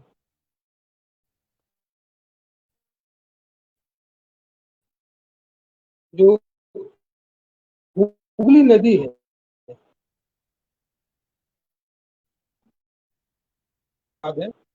20वीं सदी के आगाज़ से उर्दू वालों की सरगर्मियाँ कुछ शुरू हुई। और जहाँ तक मैं देख रहा हूँ कि हमारे यहाँ कुछ लोग ऐसे थे जो कव्वाली के फ़ॉर्म में या कजरी के फ़ॉर्म में या बिरहा, एक वो भी एक सिंफ़ है, बिरहा के फ़ॉर्म में गाया करते थे। तो वो सिलसिला चलता रहा। फिर बाद में असातिज़ा कराम भी यहाँ आए, और उनकी सरबराही में एक काफ़िला तैयार हुआ, इदारे कायम हुए, जिससे कव्वास कुरैशी साहब यहाँ के पुराने असातिज़ा कराम में शुमार किए जाते हैं। खुद हमारे उस्ताद जी मोहतरम हज़रत कैसर शमीम साहब, जिनकी सरबराही अभी तक हम लोगों को मयस्सर है, हम लोग खुशनसीब हैं। तो इन लोगों की सरबराही में काम चलता रहा, इदारे भी कायम हुए, गवास अ, बज़्म गवास कायम हुई, हावड़ा राइटर्स एसोसिएशन कायम हुई। तो इस तरह से बहुत से इदारे कायम हुए, और ये लिखने पढ़ने का सिलसिला यहाँ चलता रहा। और आज जो है, ये कह लीजिए कि बहुत उर्दू का एक मशहूर और मकबूल एक इलाका है, जहाँ के छोटे-छोटे बहुत से पॉकेट्स हैं, जैसे मैंने कहा घुसड़ी है, हावड़ा है, पिलखाना है, टिकियापाड़ा है, काजीपाड़ा, इस तरह से बहुत से अदारे इसमें, बहुत से इलाके इसमें जुड़ गए हैं और अब उर्दू का काम बहुत तेजी से यहाँ से हो रहा है। और मैं समझता हूँ कि हावड़ा कलकत्ता में कोई ज़्यादा फासला नहीं है। हावड़ा कलकत्ता मिलजुल के ही काम कर रहे हैं उर्दू की बका के लिए, और फिर आप लोग तो सहारा देने के लिए हैं। नहीं, हम लोग सहारा दरअसल ले रहे हैं, क्योंकि जब ये मालूम चलता है कि सारे जहां में धूम हमारी ज़बां की है, तो वाकई दिल बहुत बड़ा हो जाता है खुशी से। और हावड़ा हो चाहे कलकत्ता हो, चाहे मतलब मगरबी बंगाल में जहाँ की भी हम बात करें, तो जैसा आपने शुरू में ही कहा कि वो दुर्गा पूजा याद आती है, प्रतिमा याद आती है, और बांग्ला याद आती है, रविंद्र संगीत याद आता है, रविंद्रनाथ ठाकुर याद आते हैं। लेकिन वहां पे इन सबके ही साथ साथ उर्दू भी इतना काम उर्दू में हो रहा है, इतना मयार है उर्दू का, उसकी बका के लिए पहले से ही कोशा है लोग। ये चीजें जानना बहुत ही खूबसूरत एहसास है हमारे लिए, और कहीं ना कहीं जो हमारा यकीन ये पुख्ता होता है कि जबान आपस में जुड़ने के लिए होती है, जबान आपस में तोड़ने के लिए कभी नहीं होती है। और जो सही माने में ईमानदारी के साथ किसी भी जुबान से जुड़ते हैं, उसकी बका के लिए काम करते हैं, वो समाज के लिए और इंसानियत के लिए, जो कहते हैं ना सच्चा खादिम होता है, वो काम करते हैं। और अपने अदब को महफूज रख के आगे आने वाली नस्लों तक बढ़ाने का वो काम करते हैं। एक सवाल मैं आपसे करना चाहती हूँ सर, कि बांग्ला में इतना कुछ है, इतना कहते हैं कि लिटरेचर की अगर बात की जाए, तो सबसे रिच जो कल्चर है, सबसे रिच लिटरेचर है, वो बांग्ला का है। उनमें से कितनी चीजें उर्दू में, हम हिंदी में तो बहुत कुछ आ गया है, हिंदी में तो बहुत चीजें हैं बांग्ला की, मेरे ख्याल से लगभग सब चीजें जो बांग्ला में वो उर्दू में आप पाएंगे, चाहे वो गीतांजलि हो, चाहे वो रविन्द्रनाथ ठाकुर की कोई भी नॉवेल हो, शरद चंद्र की कोई भी नॉवेल हो। उर्दू में कितनी चीजें आप आई हैं बांग्ला लिटरेचर से? उर्दू में तो बहुत सी चीज़ें बांग्ला से आ गई हैं, जैसे रविन्द्रनाथ टैगोर की चीज़ें आ गई हैं और काजी नजरुल इस्लाम की चीज़ें आ गई हैं। इसके अलावा उनके बाद के जो राइटर हैं उनकी चीज़ें आ गई हैं, और तराजिम की एक एक चीज़ की कई शक्लें आपको मिलती हैं। गीतांजलि का तर्जुमा तो जाहिर है कि हुआ ही है। अभी लोग इस तरह से जोक दर जोक शामिल हो रहे हैं तर्जुमे की दुनिया में कि अब लगता है कि बांग्ला में जितनी चीज़ें आ रही है, उससे एक बात तो ये भी एहसास हो रही है, इस बात का एहसास हो रहा है कि हम कहाँ हैं, ये हम मतलब उर्दू लिटरेचर, उर्दू अदब कहाँ है। और हमारे बाजू में जो मेरा दोस्त रहता है, जो अशोक चक्रवर्ती है या गौतम बनर्जी है, जो भी है, वो भी वही खाता है, वही सांस, उसी हवा में सांस लेता है। फिर उसके यहाँ ऐसी बातें कैसे आ गई जिसको हम महसूस नहीं कर सके, उसने महसूस किया और फिर उसने उसको सफेद करता उसमें बिखेर भी। तो इस तरह से चूंकि जब मिलते हैं, अब हमारे इदारे का नाम मैंने बताया कि राइटर्स एसोसिएशन, वहाँ पे 3 जबानों के लोग आते हैं और अपने अपने कलाम से नवाजते हैं, और तीनों जबान के लोगों की वहाँ पजीराई होती है। और सबसे बड़ी बात ये कि हम लोग अपने फाउंडेशन डे के मौके पर उर्दू, हिंदी, बांग्ला 3 जबान के कलमकारों को बुलाते हैं और उन्हें उनकी खिदमत में एजाज पेश करते हैं। तो इस तरह से रवादारी, मोहब्बत और इत्तेहाद का भी सबूत मिलता है। एक सवाल में, और इस सवाल का ही दूसरा हिस्सा आप मान लें इसे, जब हम तर्जुमे की बात कर रहे हैं और एक ट्रांसलेटर से मुखातिब हूँ मैं, और उर्दू की बका की बात हो रही है, तो ये सवाल भी लाजिम है कि बांग्ला से बहुत चीजें उर्दू में आई हैं, बहुत चीजें उर्दू में ट्रांसलेट हो रही हैं अलग अलग जुबानों से। उर्दू की कितनी चीजें बांग्ला में गई हैं? क्योंकि बिलखुसूस हम हावड़ा की बात कर रहे हैं, कोलकाता की बात कर रहे हैं, मगरबी बंगाल की बात कर रहे हैं। क्या आपको लगता है कि उर्दू की जो बहुत ही क्रीमी चीजें हैं जो बहुत जरूरी है पढ़ी जानी, उन सब का तर्जुमा हो चुका है या होना बाकी है या उन पे काम चल रहा है, अगर हम बिलखुसूस बांग्ला की बात करें तो? हाँ, तर्जुमे का काम बांग्ला से उर्दू में तो बात हो ही गई, लेकिन उर्दू से बांग्ला में भी तर्जुमे का काम जारी है। और चूंकि ये कुछ मुश्किल है उर्दू वाले के लिए, हाँ बांग्ला वाले के लिए आसान है, लेकिन बांग्ला वाले को पहले उर्दू से पूरी वाकफियत, जब तो जैसे पहले आपने कहा कि दोनों जुबान को अबूर न हो तो मुश्किल है, लेकिन फिर भी कुछ लोग काम कर रहे हैं। हमारे यहाँ हमारे साथियों में एक है जिनका नाम मैं लूंगा अभी, फहीम अनवर उनका नाम है। उन्होंने उर्दू से बांग्ला में कई किताबों का तर्जुमा किया है। इसी तरह कलकत्ते में हमारे शब्बीर अहमद, हमारे एक दोस्त हैं, उन्होंने भी ये काम किया। और अब तो आहिस्ता आहिस्ता लोगों का आना शुरू हो गया है। तो जैसे जैसे ये चीजें बढ़ेंगी अब सामने बिल्कुल। आएंगी। उर्दू गालिब से लेकर फिराक गोरखपुरी तक और कुतुलैन हैदर से लेकर इस्मत चुगताई तक सारे लोगों को बांग्ला में होना चाहिए। और मैंने तो कुछ नाम लिए, लेकिन जितना भी जिसको हम लिटरेचर कहते हैं सही मायने में, जब एक रिच लिटरेचर की बात हो रही है बांग्ला, तो इसके साथ जब उसके पैरेलल खड़ी है उर्दू मगरबी बंगाल में, तो उसको पूरी तरह से ट्रांसलेशन इसका होना चाहिए और इस पर बहुत काम होना चाहिए। मुझे लगता है कि आपको लगता है कि जो उर्दू के लोग होते हैं, मैं एक बहुत नाजुक सवाल पूछने की हिम्मत कर रही हूँ, आप कह लीजिए कि जरूरत करने जा रही हूँ, जो उर्दू वाले लोग हैं जो बाकी जगह पे है जहाँ पे बिल्खुसूस उर्दू बोली जाती है, आपको लगता है कि वो दूसरी जबानों के साथ कम जुड़े होते हैं? वो दूसरी जबानों के बारे में इतना वो नहीं जान रहे होते कि वो ट्रांसलेशन कर सके उसके बारे में, उस जबान में? नहीं, ऐसी बात कुल्ली तौर पर नहीं कही जा सकती, इसलिए कि अभी जो हमारी आबादी है उसमें वो मिली जुली आबादी है। एक दूसरे को जानना, एक दूसरे को पढ़ना ये अब आम होता जा रहा है, तो ये सिलसिला बढ़ रहा है। लिहाजा ऐसी कोई बात मैं महसूस नहीं कर सकता। हाँ, मैं ये भी कहता हूँ कि अभी कुछ दिनों पहले उर्दू मगरबी बंगाल उर्दू एकेडमी की जानिब से भी इस सिलसिले में पेशरफ्त हुई थी, और वहाँ से भी कुछ किताबें ऐसी ली गई जो उर्दू की हैं, जिनको बांग्ला में ढालना है। तो इत्तेफाक से उस कमेटी में ये खाकसार भी शामिल था।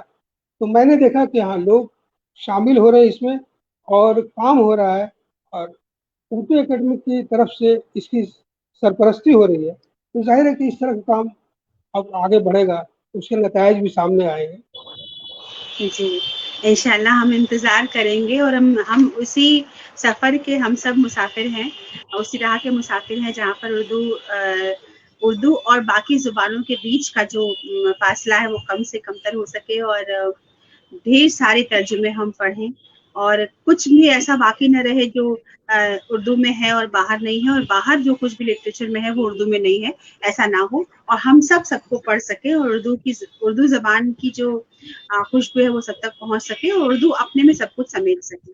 आखिर कोशिश में मैं इसकी हो आपसे रही एक है, सवाल करूंगी जी, इंशाल्लाह हम कोशिश चाहते इसी हैं की कि हो और रही है। हाँ, हो बल्कि लोग जी, और आप कह सब भी रहे हैं कि जी, बकौल शख्स के चलो टूटे हुए रास्ते पे हम एक पुल बना डालें। हाँ, क्या बात है, चलो टूटे हुए रास्ते पे हम एक पुल बना डालें, जी, हमें भी दूर से अब गुफ्तगू अच्छी नहीं लगती। आय हाय क्या बात है। और अचानक से मुझे याद आया कि मैं एक शायर से भी मुखातिब थी और मैंने कोई कलाम नहीं सुना, तो ये गुस्ताखी होते होते रह जा रही है मेरी। तो आखिरी सवाल से पहले कुछ मैं आपसे गुजारिश करूंगी, अगर आपके कुछ कलाम हम सुन सके तो, कुछ गजलें। हाँ, मैं भी कुछ लकीरें ही पेश कर सकूंगा। बिल्कुल बिल्कुल। तो अर्ज किया, देखिए कुछ अशार कहते हैं कि इससे बेहतर ऐ खुदा क्या चाहिए, वाह वाह, क्या बात है, वाह। इससे बेहतर ऐ खुदा क्या खुदा क्या चाहिए, चाहिए। आदमी इंसान जैसा चाहिए। वाह, क्या बात है। इससे बेहतर ऐ खुदा क्या चाहिए, आदमी इंसान जैसा चाहिए। इंसान जैसा चाहिए, वाह। اور عرض کیا کہ عشق والے چلتے ہیں پانی پہ بھی. بے شک بے عشق شک، کیا بات ہے، واہ. عشق والے چلتے ہیں پانی پہ چلتے بھی، ہیں پانی پہ بھی، واہ واہ. ہوش والوں کو جزیرہ چاہیے. ہاں، کیا بات ہے. بہت نئی بات کہی آپ نے سر، کیونکہ اکثر کہتے ہیں کہ عشق والے آگ پر چلتے ہیں، آگ کا دریا ہے، لیکن پانی پہ چلتے ہیں، اور پانی پہ چلنا بھی کم بڑا کرشمہ نہیں ہے. بہت خوبصورت بات، بہت ہی خوبصورت. عشق والے چلتے ہیں پانی پہ بھی، پانی پہ بھی ہوش والوں کو ہوش والوں جزیرہ کو چاہیے. جزیرہ چاہیے. واہ واہ واہ واہ. اور اس میں ایک شعر یوں بھی ہے کہ ابتدا تجھ سے ہے، تجھ سے انتہا. ارے واہ. ابتدا تجھ سے ہے، تجھ سے انتہا. واہ. ابتدا تجھ سے ہے، تجھ سے انتہا، اور آنکھوں کو بھلا کیا چاہیے.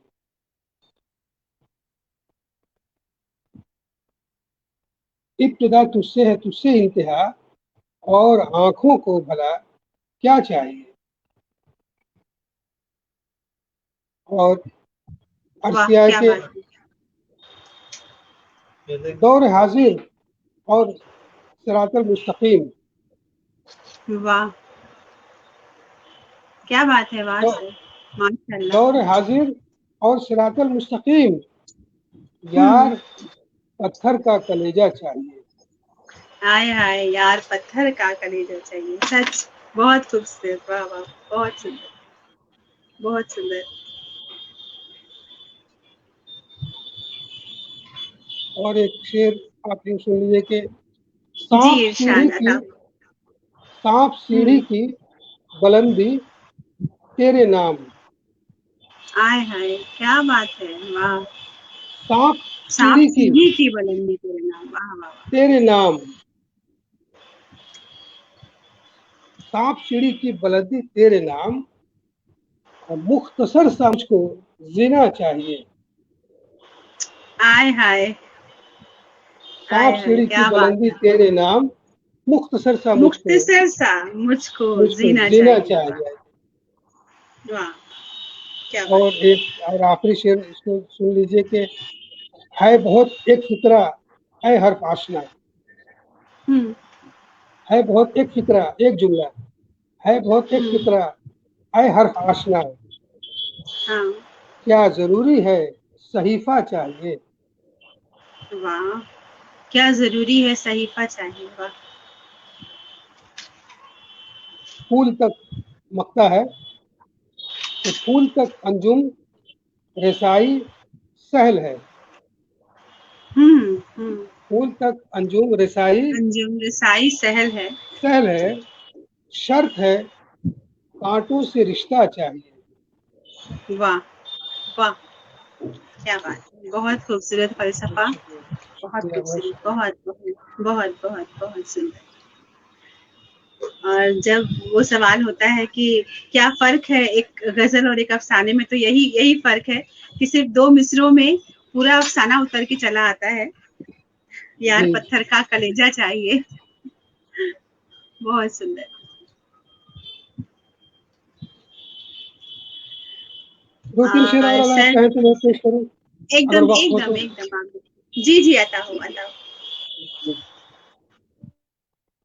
دور حاضر کی کچھ چیزیں بھی سن لیجیے. عرض کیا ہے کہ ہم جی رہے ہیں یوں تیرے دربار سے الگ. ہم جی واہ رہے بہت ہیں سندر. ہم جی رہے ہیں یوں تیرے دربار سے الگ، جیسے گل فسردہ چمنزار سے الگ. ہائے ہائے، کیا بات ہے، بہت سندر. ہم جی رہے بہت ہیں یوں سندر. تیرے دربار سے الگ، جیسے دربار گل سے الگ. واہ فسردہ واہ. جیسے گل چمنزار فسردہ سے، چمنزار سے الگ. اور چمنزار ماشاء سے اللہ الگ. واہ. آپ بہت اچھا سن رہی ہیں اور ہمارے ناظرین بھی سن رہے ہیں. عرض کیا ہے کہ بہت اچھا کہہ رہے ہیں آپ سر. جی شکریہ. جی. کیسی رکاوٹیں ہیں کہ اوجھل نظر سے ہیں، واہ कैसी रुकावटें हैं कि ओझल नजर से हैं, दीवार तो नहीं कहीं दीवार से अलग। वाह वाह। कैसी कैसी रुकावटें हैं जो ओझल नजर से हैं, दीवार तो नहीं कहीं दीवार से अलग। और अर्ज किया है कि यूसुफ के साथ आज जुलेखा भी बिक न जाए। अरे वाह, बहुत यूसुफ के सुंदर, साथ वाह वाह। आज आज यूसुफ के जुलेखा भी बिक साथ न आज जाए। जुलेखा भी बिक न जाए। बाजार है ये मिस्र के बाजार से अलग। आए हाय, क्या बात। यूसुफ के साथ आज जुलेखा भी बिक न जाए। बाजार है ये मिस्र के बाजार से अलग। और अर्ज किया है कि हम डूबते हैं और न उभरते हैं या खुदा। वाह। हम डूबते हैं और न उभरते हैं या खुदा। भरते हैं या खुदा। मझधार है ये कौन सी मझधार से अलग। झाड़ से अलग, वाह वाह वाह, क्या बात है, वाह वाह हम डूबते हैं और न उभरते हैं या खुदा। वाह। मझधार है ये कौन सी मझधार से मझधार अलग। से अलग।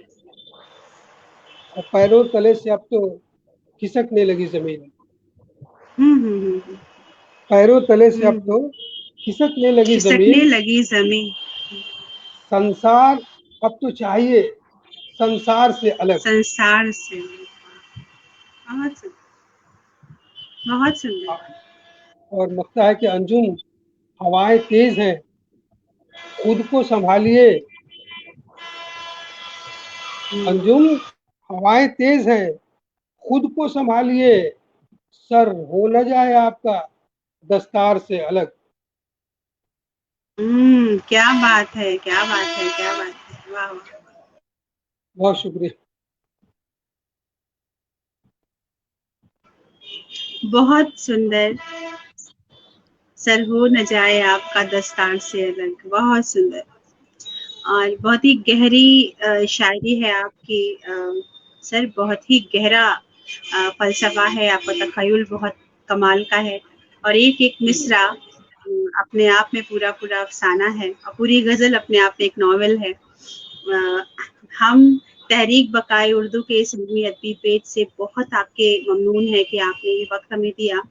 और इस दौर में जहाँ पे अभी आपने कहा कि एक शेर सुनाया भी था कि दूर दूर से मिलने से अब तबीयत उठ गई है, अब करीब आना है, पुल बनाना है। शायद इस लॉकडाउन के दौर में जब मई से हमने ये प्रोग्राम शुरू किया, अब तक आप सबकी इनायतों से और ऊपर वाले की मेहरबानी से हमने इसके 150 से तकरीबन हम 150 एपिसोड तक पहुंच रहे हैं। और 100 एपिसोड पूरे होने पे हमारे सारे जो हम कह सकते हैं सरपरस्त रहे हैं, जो हमारे मुअज़्ज़ज़ मेहमान रहे हैं, उनके हमको मैसेजेस भी आए बहुत जल्दी वीडियो की शक्ल में, वो आप उनको सुन सकेंगे। अब हम 150 एपिसोड के पास पहुंच रहे हैं और बिला नागा रोज शाम जो आपसे मिल पाते हैं। बस ये एक छोटी सी हमारी कोशिश थी पुल बनाने की। इस दौर में जब आपस में मिल पाना एक मुश्किल काम हो गया, जिनके साथ हम रोज बैठते थे उनसे मिल पाना बहुत बड़ा मुश्किल काम हो गया, तो उस मुश्किल को दूर करने के लिए पुल बनाया गया। और तहरीक बकाए उर्दू के पेज पर जिस तरह से मई 15 में ये काम शुरू हुआ, और इस काम को शुरू करने का बीड़ा उठाया हमारे सदर प्रोफेसर इरफान आरिफ साहब ने। उनका मैं कहूँगी बिलखुसूस उनका अकेला ये सफर था, उन्होंने शुरू किया। और जैसा कि आप जानते हैं कि जम्मू कश्मीर में 2G है, वहाँ पे 4G है, बहुत मुश्किल होता है एक लाइव प्रोग्राम को कर पाना, इतना आसान नहीं होता। हम सब तो जहाँ बैठते हैं हमें 4G मिल जाता है, लेकिन इरफान साहब ने जिस 2G वर्ग के अंदर इस प्रोग्राम को लेकर वो चले, और आज दुनिया में ऐसा लोग मैसेज भेज रहे हैं कि दुनिया में जहां भी उर्दू के नाम लेवा है वहां तहरीक बकाए उर्दू का नाम है, इरफान साहब की इस कोशिश से। और बेशक उनकी पूरी टीम उनके साथ रही है, लेकिन कोई तो एक मीरे कारवां होता ही है, आगे चलता है। तो मैं ये जो शेर कहना चाह रही थी उनकी तरफ से कि मैं अकेला ही चला था जानिबे मंजिल, मगर लोग साथ आते गए और कारवां बनता गया। तो आप सबके साथ रहने से जो ये कारवां बना है, हम चाहते हैं कि चलता रहे, और इस सफ़र के हम सब मुसाफिर हैं, हम सफ़र हैं, और आपका बहुत बहुत शुक्रिया अदा करती हूँ तहरीक बक़ाए उर्दू के इस इल्मी अदबी पेज से, कि मैं तो एक छोटी सी स्टूडेंट हूँ उर्दू की। यहाँ पर रोज बड़े बड़े आलिम आते हैं, उस्ताद आते हैं और अपनी बातें कहते हैं।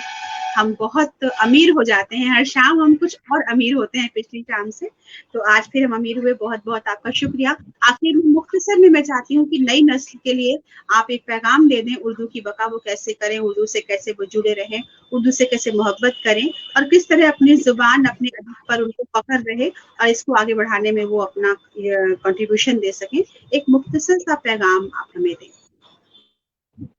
असल में मामला ये है कि जो शुरू में मैंने अर्ज़ किया था, पढ़ने का जो सिलसिला, मुताले का जो सिलसिला, वो हमारे लिए बहुत ज़रूरी बन गया है, इसलिए कि आज हमारे यहाँ जो वर्षा है गालिब की शक्ल में, इकबाल की शक्ल में, अगर हम उन्हें पढ़ें तो हमें अंदाज़ा होगा कि हमने कुछ लिया ही नहीं उनसे। जितना कुछ वो दे गए हैं, अगर एक एक शेर को भी हम समझ लें तो हमें कहीं और जाने की ज़रूरत नहीं होगी। तो ये, बल्कि मेरे एक साथी ने अज़राए मज़ाक मुझसे कहा था कि अगर मौलाना अबुल कलाम आज़ाद की बात चली थी, वो वज़ीर तालीम से सब जानते हैं, तो मुझसे एक मज़ाक में मेरे एक साथी ने कहा कि अगर आपको वज़ीर तालीम बना दिया जाए तो आप क्या करेंगे? देखिए, बात मज़ाक की ही थी, लेकिन मेरे ज़हन में एक जवाब आया। मैंने कहा कि मैं अगर वज़ीर तालीम किसी सूरत से अगर बन गया तो मैं सबसे पहले यही कोशिश करूँगा कि स्कूल में, कॉलेजेस में इकबाल को पढ़ना, पढ़ाना कंपल्सरी कर दिया जाए। इकबाल गालिब जो कुछ दे गए हैं, हमने कुछ नहीं लिया। लिहाजा ज़रूरत इस बात की है कि हम इकबाल को, गालिब को पढ़ें और अपनी ज़रूरत के मुताबिक उनसे इक्तिसाब फैज़ करें, उनसे फ़ायदा उठाएँ। मेरे कहने का मतलब यही है कि यही एक सही रास्ता है कि हम अपनी मंज़िल तक पहुँच सकेंगे। इसलिए कि अल्लामा इकबाल के ही एक शेर से मैं अपनी बात ख़त्म करूँगा। कहते हैं कि खिरद के पास खबर के सिवा कुछ और नहीं। वो तो ऐसे तो बहुत कुछ कहे कि गुज़र जा अक्ल से आगे कि ये नूर चरागे राह है, मंजिल नहीं है। वो अक्ल से भी आगे जाने की बात कह रहे हैं। तो उनका शेर मैं पढ़ रहा था कि खिरद के पास खबर के सिवा कुछ और नहीं, और तेरा इलाज नज़र के सिवा कुछ और नहीं। बहुत शुक्रिया, बहुत नवाजिश। आपकी पूरी टीम का मैं ममनून हूँ। शुक्रिया, आपने इतना वक्त दिया और मुझे लोगों तक पहुँचाने का ये एक ज़रिया, ये तहरीक ये बनी। मैं इसके लिए ममनून हूँ, शुक्रगुज़ार हूँ अपने अहबाब का भी, जिन्होंने मुझे सुना और मुझे मोहब्बतों से नवाजा। क्योंकि यहाँ नाम नहीं आ रहे थे, इसलिए मैं आपकी ज़ुबान से जो कुछ मैंने सुना वही मैंने समझा। मैं उन तमाम अहबाब का शुक्रिया हम आपको प्रोग्राम के बाद, नहीं सर, आपको प्रोग्राम के बाद हम बिलखुसूस इस प्रोग्राम का लिंक भेजेंगे। आप इस प्रोग्राम को फेसबुक पर देख पाएंगे और सारे लोगों को आप जवाब दे पाएंगे, अपने तौर पे उनका शुक्रिया अदा कर पाएंगे। और हम भी इंशाल्लाह ये दुआ करते हैं कि आप वज़ीर तालीम बने न बने, लेकिन जो भी बने वज़ीर तालीम, वो कम से कम तालीम और इल्म की अहमियत जाने। वो ये जाने कि हर घर में चिराग जलना चाहिए और हर दिल में इल्म का चिराग जलना चाहिए, और इसकी ज़रूरत को वो समझे और हर ज़ुबान और अदब की बका के लिए काम करे। हमारी ये दुआ रहेगी। बहुत बहुत शुक्रिया आपका भी हमसे जुड़ने के लिए, इतनी अच्छी बातचीत करने के लिए। नाज़रीन का बहुत शुक्रिया। हम थोड़ा टेक्निकल मामला कहीं हमारा अटक जाता है तो हम थोड़ा देर से आ पाते हैं लाइव, लेकिन आप हमारे साथ बने रहते हैं, हमें सुनते हैं, हमारा इंतज़ार करते हैं, हमारे प्रोग्राम को अपनी तारीफों से नवाजते हैं। उसके लिए दिल से शुक्रिया। कल शाम 5 बजे आपसे फिर मुलाकात होगी। तब तक अपना ख्याल रखिए, अपने अपनों का ख्याल रखिए, और अपने दिल में उर्दू अदब और ज़बान के लिए जो एक रोशन चिराग है उसको जलाए रखिए। हम हर शाम आपसे यूं ही मिलते रहेंगे इंशाल्लाह। आज के लिए हमें अब आप इजाज़त दीजिए। अल्लाह हाफिज, शब्बा खैर। अल्लाह हाफिज। बहुत शुक्रिया, बहुत नवाजिश। अल्लाह हाफिज।